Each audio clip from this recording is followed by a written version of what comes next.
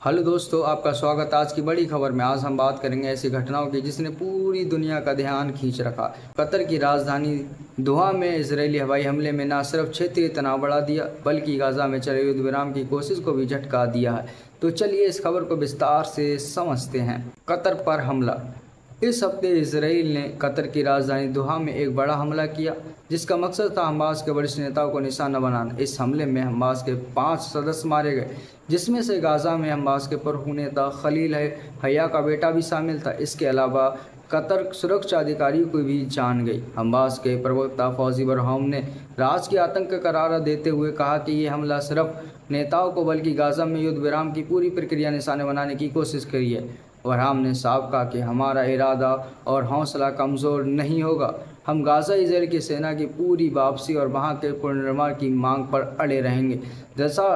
दरअसल जिस समय यह हमला हुआ, हमास के नेता दोहा ने अमेरिका के नए युद्ध विराम प्रस्ताव पर जांच कर रहे थे। कतर जो इजरायली हमास और अमेरिका के बीच मध्यस्थ की भूमिका निभा रहा, गाज़ा में शांति स्थापना की कोशिश में जुटा था, लेकिन हमले ने इस कोशिका को बड़ा झटका दे दिया। अब बात करते हैं कतर की प्रतिक्रिया पर। कतर के प्रधानमंत्री शेख मोहम्मद बिन अब्दुर्रहमान अल यानी ने इस हमले को कार्यपूर्ति पर एक बरार बताया। उन्होंने कहा कि कतर पर क्षेत्रीय सहयोगी के साथ मिलकर उसका जवाब देने की योजना बना रहा है। इसराइल के खिलाफ कानूनी कार्रवाई पर भी विचार कर रहा है। साथ ही में कतर ने घोषणा की है कि इस हमले में मारे गए लोगों को दफनाए जाएंगे। आज 11 सितंबर 2025 को दोहा ने शेख मोहम्मद बिन अब्दुल हबाब मस्जिद में होंगे। हालांकि स्पष्ट नहीं है कि इनमें से कौन कौन दफनाए जाएंगे। कतर ने यह भी ऐलान किया कि वह रविवार और सोमवार को दोहा एक आपातकालीन अरब इस्लामिक शिखर सम्मेलन की मेज़बानी करेगा, जिसमें इस हमले पर चर्चा होगी। ट्रंप और नेतन्याहू के बीच तनाव। इस हमले में इसराइल और अमेरिका के बीच भी तनाव पैदा कर दिया है। अमेरिका के राष्ट्रपति डोनाल्ड ट्रंप ने इसराइल के प्रधानमंत्री बेंजामिन नेतन्याहू को फ़ोन पर फटकार लगाई और कहा कि कतर पर हमला अस्वीकार्य है। ट्रंप ने साफ शब्दों में नेतन्याहू से कहा, ऐसा दोबारा ना करना। वॉल स्ट्रीट जर्नल की एक रिपोर्ट से मुताबिक ट्रंप ने इस बात को नाराज़गी बताया है। हमले की जानकारी इसराइल से नहीं बल्कि अमेरिका के सेना से मिली। नेतन्याहू ने जवाब दिया कि उसके पास हमले के लिए बहुत कम समय था और उन्होंने साफ मौके का फ़ायदा उठाया, लेकिन ट्रंप सलाहकारों को मानना है कि नेतन्याहू के एक तरफा कदम उठा रहा है जो एक मत पूर्व में अमेरिका के हितों के खिलाफ है।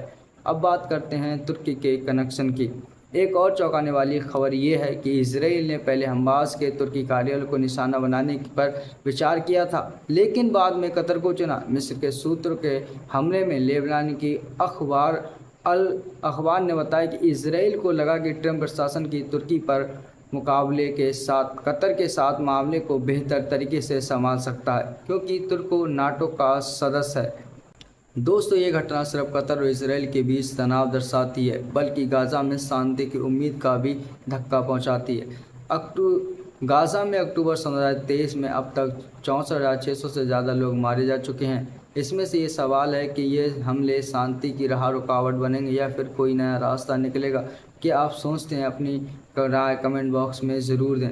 अगर दोस्तों चैनल पर पहली बार आए हों तो चैनल को सब्सक्राइब करें, लाइक करें और शेयर करें और हमारे साथ जुड़े रहें, जिससे सबसे पहली खबर आप सुन सकें। अब मिलते हैं दूसरी वीडियो में। जय हिंद, जय भारत।